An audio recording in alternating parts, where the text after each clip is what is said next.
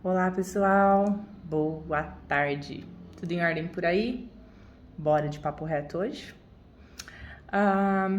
E no vídeo de hoje eu vou falar, na verdade eu vou dar sugestões de como elogiar alguém sem necessariamente falar da aparência dela.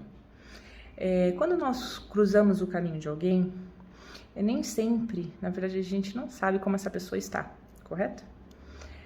Às vezes aquela pessoa que emagreceu pode estar tendo um problema com peso, né? Um hipertireoidismo, qualquer outra questão.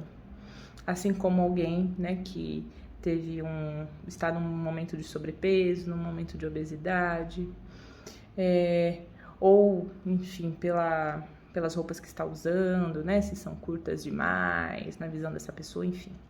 Então, aqui vão algumas sugestões, porque nós vamos, gente, muito além do que a aparência física, tá? Só lembrando disso. A gente pode falar como a gente se sente próximo a essa pessoa. Então, nossa, eu me sinto ótimo perto de você. Eu aprecio muito as suas opiniões. Nossa, você tem uma energia tão gostosa. Que mais? Você tem muitas ideias, ou eu aprecio a forma como você lida com os problemas, o quão resiliente você é. Nossa, você tem um senso de humor incrível.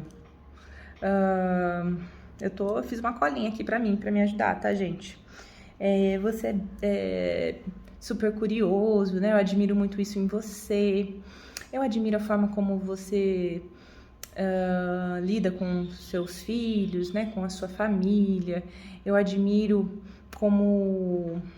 a forma como você trata os animais. Eu admiro, né, o quão apaixonado você é pelo seu trabalho.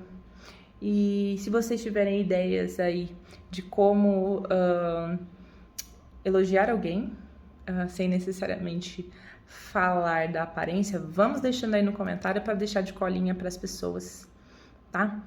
É muito importante que a gente estimule isso, e é muito desagradável, seja em festa de famílias, festa de final de ano, carnaval, em qualquer época do ano, quando somos apontados, somos julgados, né, pelas pessoas por conta da nossa aparência.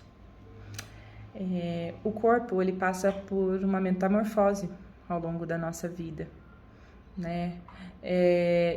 Cada um de nós sabe as dores e as delícias, usando Caetano aí, a respeito de ser quem é.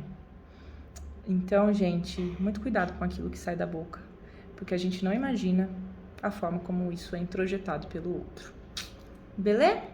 Então, um grande beijo para vocês e até o próximo vídeo.